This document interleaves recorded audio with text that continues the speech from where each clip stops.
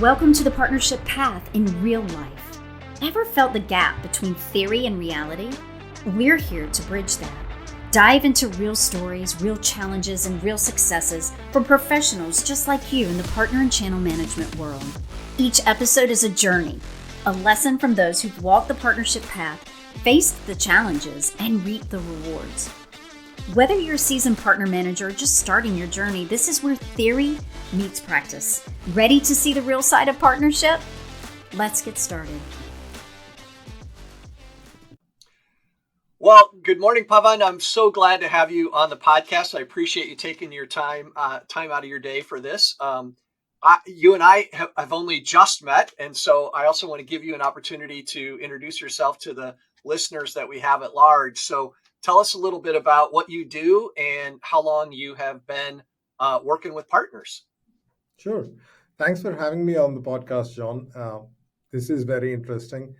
I have been working with partners for well over 20 years in some which way, Nice. shape, or form Okay. on both ends of the spectrum. While I manage a large partnership right now as a partner development manager, I have been on the other end of it as well, when I was being managed as a partner. So I've seen Oh, both sides of the world. And this is with a software company. So I've handled partnerships around software, between software companies, between software and hardware companies, and with system integrators. So within the nice. realm of the Yeah. tech industry, pretty much have seen all kinds of partnerships. I love it. You're a pro, Pavan. I'm so glad to have you here. This is going to be super helpful for the people that are listening. Well, look, this companion episode today is really all about responding to the episode that we did just now on kind of partnership business planning and like what those documents look like and keeping tactical separate from strategic and some of that. So let's just start with when you listen to that episode, what are some of the things that sort of resonated for you? What are some of the things that really stood out for you as you went through that? I think it's the small stuff and the practical stuff that really makes the difference. So the one thing that I remember, besides the phone call that rang in the middle of that episode, was the fact that the difference between the partner and the partnership, right? Yeah, And having that inside out view, which we all will have, which is what I would call the tactical perspective of it. yeah, Here's what I need to do. Here's what I need to do to achieve quota. Here's what my company wants to do. And then actually thinking about it from the outside in point of view in terms of what does the partner want? What's in it for the yeah, partner? How are they thinking, right? yeah, I may want my partner to grow at 60% because that's what my company believes everything should grow at. However, the right, partner may be in a cyclical business wherein they're not going to grow more than 30% this year, right? yeah, How do I take both of those, put it together, and develop a true long lasting partnership? So, I go back, I did computers for an education. And as my yeah, family likes to tell me, I'm pretty binary in that respect. Right? It's there's no grays, there's no quantum. And yep, I thought of it when I heard the episode in terms of, from a tactical perspective, are we doing the thing right? yeah. And from a strategic perspective, are we doing the right thing? Right. Oh, So I it's like it's that. Wait, hang on a second. Let's say that again. I like that a lot. Say that again. right. So it depends which way do you want to start thinking about it. But if you're thinking about it from a tactical to strategic, it is from a tactical perspective, are we doing the thing right? Are we executing correctly? Right. The Yeah, execution plan structure that we have. The yeah, strategic perspective is, are we doing the right thing? Now, yeah, when you marry both of those together, and if you think about it, are we doing the right thing? Is this yeah, the right thing for the partnership, for both of us to grow? Is this going to be a win-win situation, or is it going to be, as my wife calls it, an avoid conflict situation? Right? If we figure out what is the right thing that needs to be done from a strategic perspective, then the next level is when we start looking at the tactics and start measuring, are we doing the thing right? right, Right? right. You could be doing a lot of things right from a tactical Sure, perspective, but it sure. doesn't matter because they don't add up to the right thing. Yeah. Pavan, I should have had you on the main episode. I love that. That is such a great way to distinguish between those two levels. I absolutely love that. And you're probably going to hear me say it now on some future episode or in some future training, because I'm so taken by that. That's such a great way to do it, because for me too, it really emphasizes the difference, even in terms of documenting our partner business plans, right? That Completely. how we document, are we doing the right thing, is really different than how we would document, are we doing the things right? Like that, those are two totally different documents.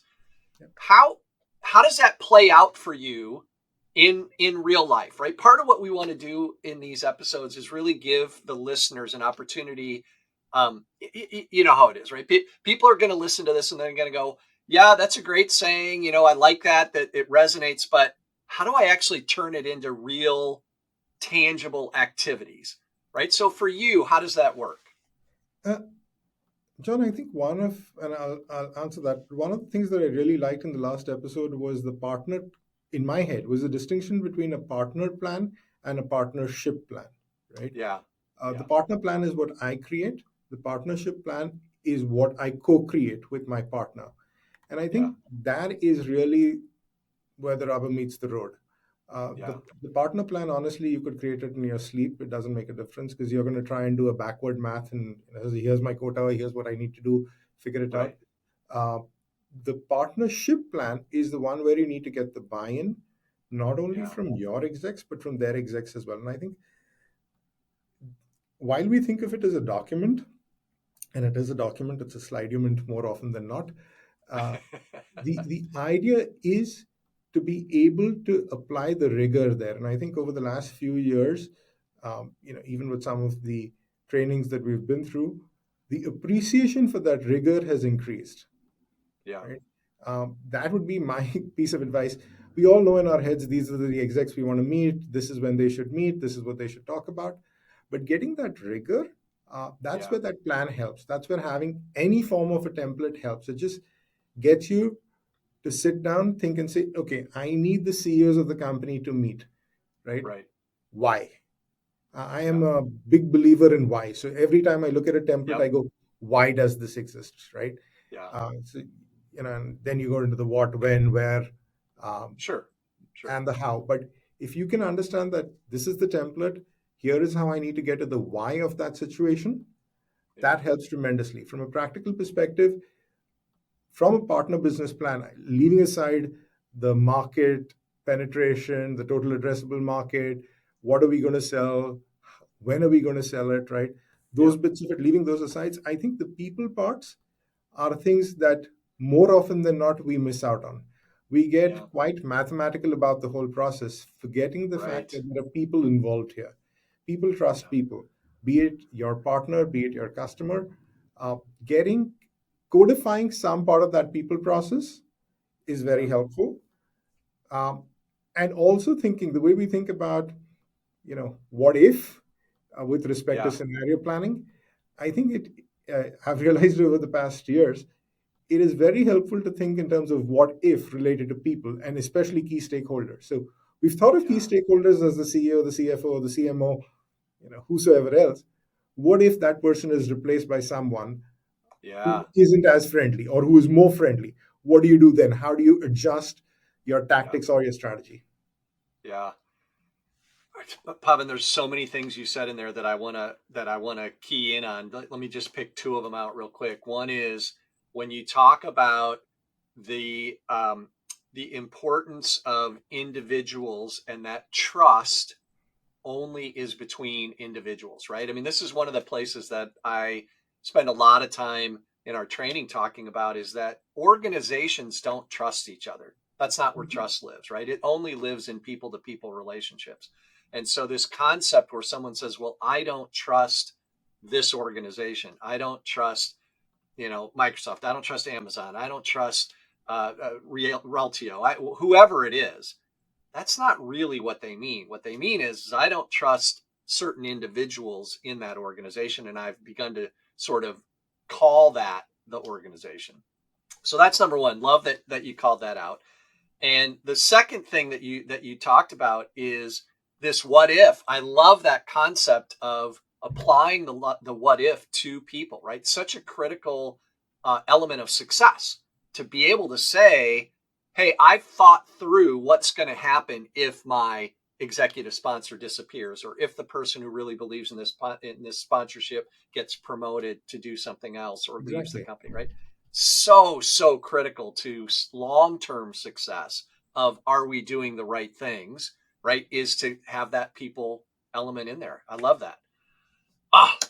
Pavan, look, let's close with this. We try to keep these nice and short so that people can listen to a little snack. You have made this one chock full of good stuff, so I love it.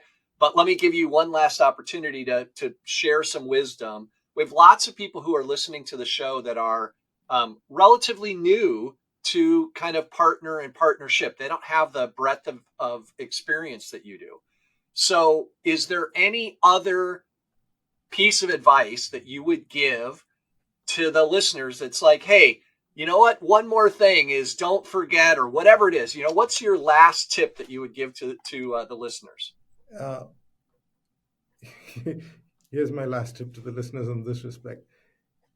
If it is a new partnership that you're getting into, right? Yep.